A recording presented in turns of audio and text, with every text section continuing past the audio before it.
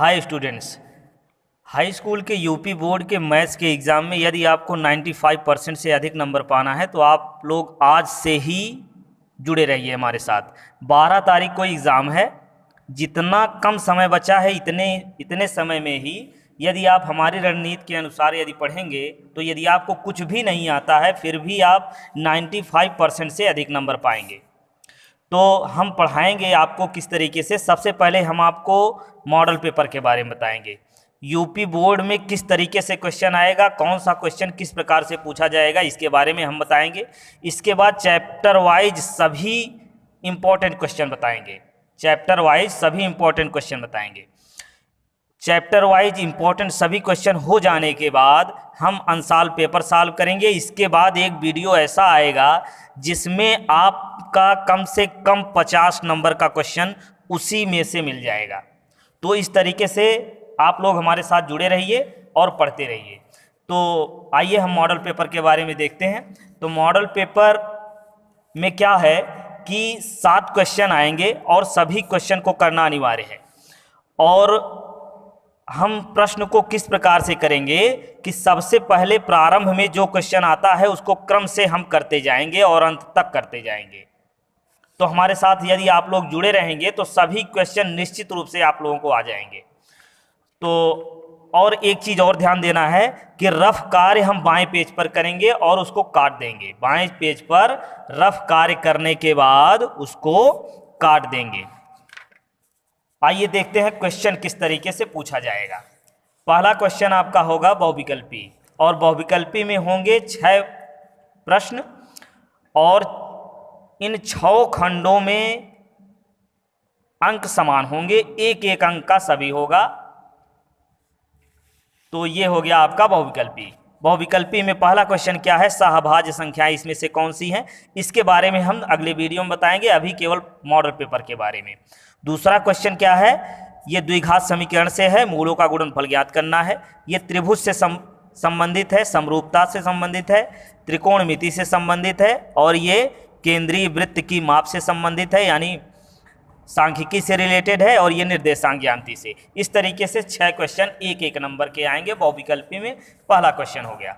और दूसरे प्रश्न में 4 खंड होंगे। 4 खंड में पहला क्या है, द्विघात समीकरण से रिलेटेड रहेगा, विविध कर ज्ञात करना है इसमें। और आगे क्या है कि त्रिकोणमिति से संबंधित है, त्रिभुज से संबंधित है, फिर इसके बाद सांख्यिकी से संबंधित है। दूसरे क्वेश्चन में 4 खंड हैं, ये सभी एक एक अंक के हैं। सभी प्रश्न कितने अंक के हैं, एक एक अंक के हैं। इसके बाद तीसरा खंड आपका आएगा, इसमें भी 4 खंड करने को होंगे। तीसरे प्रश्न में 4 खंड करना है, सभी 2-2 अंक का है। किस प्रकार से प्रश्न है, पहला हमको सिद्ध करना है कि ये अपरिमेय संख्या है, दूसरा एक ही वैल्यू ज्ञात करनी है, तीसरा ये त्रिभुज से रिलेटेड है, इसमें सिद्ध करना है कि यह त्रिभुज समद्विबाहु है, और अगला है सांख्यिकी से रिलेटेड, ये छिन्नक की तिरछी ऊंचाई ज्ञात करना है, यानी मेंसुरेशन से रिलेटेड है। तो तीसरा क्वेश्चन भी 2-2 अंक का हो गया। इस तरीके से तीसरे प्रश्न में 4 खंड हैं। और इसके बाद चौथा प्रश्न जो होगा, चौथे प्रश्न में भी 4 खंड होंगे, इसमें भी 2-2 अंक का है। और पहला इसमें प्रश्न किस प्रकार से है, यूक्लिड विभाजन के द्वारा HCF ज्ञात करना है। फिर आगे क्या करना है कि ये त्रिभुज से रिलेटेड है, इसमें सिद्ध करने वाला है। अगला एक 5 सेमी लंबाई की रेखाखंड को 2:3 के अनुपात में बांटना है, ये रचना से संबंधित है, इसमें रचना की माप भी ज्ञात करनी है। अगला घाव खंड में ये त्रिकोणमिति से रिलेटेड है। तो चौथे प्रश्न में भी 2-2 अंक का है। और 5वें प्रश्न में भी 4 खंड ही हैं और ये सभी 4-4 अंक के होंगे। 5वें प्रश्न में 4-4 अंक का है। पहला क्या है, 2 क्रमागत धनात्मक पूर्ण संख्याएं ज्ञात कीजिए जिनके वर्गों का योगफल इतना है, ये द्विघात समीकरण से हम इसको लगाएंगे। दूसरा वाला है खंड है बिंदु, इन दोनों बिंदुओं को जोड़ने वाले रेखाखंड के किस अनुपात में विभाजित करती है, निर्देशांक ज्यामिति से रिलेटेड है। इसको हम अगले वीडियो में सभी प्रश्नों को हम सॉल्व करेंगे। तो अभी मॉडल पेपर के बारे में।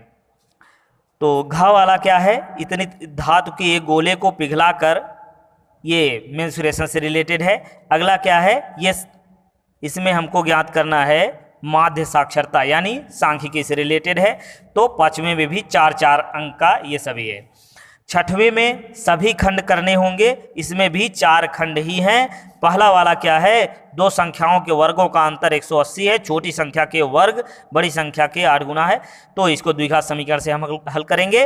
अगला क्षेत्रफल से रिलेटेड है, क्षेत्रफल ज्ञात करना है। और घ वाले में क्या है, 4 सेमी त्रिज्या के वृत्त की माप संकेंद्रीय वृत्त में, इसमें क्या करना है, रचना करना है, ये 4 नंबर का है। और घ वाला क्या है, ये माध्यक ऊंचाई ज्ञात करनी है, सांख्यिकी से रिलेटेड है। तो इस प्रकार से ये हो गया 6वां प्रश्न। और 7वें प्रश्न में हमको 2 खंड करना होगा। 7वें प्रश्न में 2 खंड करना होगा। खंड का में 2 प्रश्न है जिसमें से 1 करना है, और खंड खा में भी 2 प्रश्न है जिसमें से 1 करना है। ये सभी कितने अंक के हैं, 6 अंक। आइए देखते हैं एक बार में कितने प्रश्न, किस प्रश्न से कितने अंक के प्रश्न किस प्रकार से पूछे जाएंगे। तो पहले प्रश्न में 4 खंड पहले प्रश्न में 6 खंड होगा, और प्रत्येक प्रश्न 1 नंबर का, ये बहुविकल्पी वाला होगा, टोटल हो गया 6 नंबर का। और दूसरे प्रश्न में 4 खंड करने होंगे, प्रत्येक प्रश्न 1 अंक का है, और टोटल हो गया 4 नंबर का। और तीसरे प्रश्न में भी 4 खंड करना है, प्रत्येक प्रश्न हो गया 2 नंबर का, और ये टोटल हमारा हो गया 8 नंबर का। और चौथे प्रश्न में भी 4 खंड ही करने हैं, और इसमें नंबर होगा 2 नंबर का, ये टोटल हो गया 8 नंबर। 5वें में भी 4 खंड करना है, प्रत्येक प्रश्न 4 नंबर का, और ये टोटल हो गया 16 नंबर। और 6वें में भी 4 खंड ही करना है, और प्रत्येक प्रश्न 4 नंबर का, टोटल ये 16 नंबर का हो गया। 7वें प्रश्न में क्या होता है कि इसमें 2 खंड करना होता है, 2 खंड करना है, खंड का और खा। खंड का में भी 2 प्रश्न होगा, और खंड खा में भी 2 प्रश्न होगा, जिसमें से खंड का में केवल 1 ही प्रश्न करना है जो आता हो, चाहे पहला वाला या दूसरा वाला। तो इसमें हमको मिलेगा 6 नंबर। एक यहाँ से जो हम करेंगे उसके लिए 6 नंबर, और खंड खा से भी 2 प्रश्न होगा जिसमें से 1 ही करना है, और ये 6 नंबर मिलेगा। तो इस तरीके से टोटल हो गया 12 नंबर। और ये हम टोटल जोड़ेंगे तो इस प्रकार से ये हमारा हो गया 70 नंबर, इस प्रकार से हमको मिल जाएंगे। तो आप लोग पढ़ते रहिए, अगले वीडियो में हम पूरा ये आंसर सॉल्व करेंगे, ये मॉडल पेपर, और इसके बाद फिर आगे जिस प्रकार से बताया उस तरीके से पढ़ाई चलेगी। Thank you.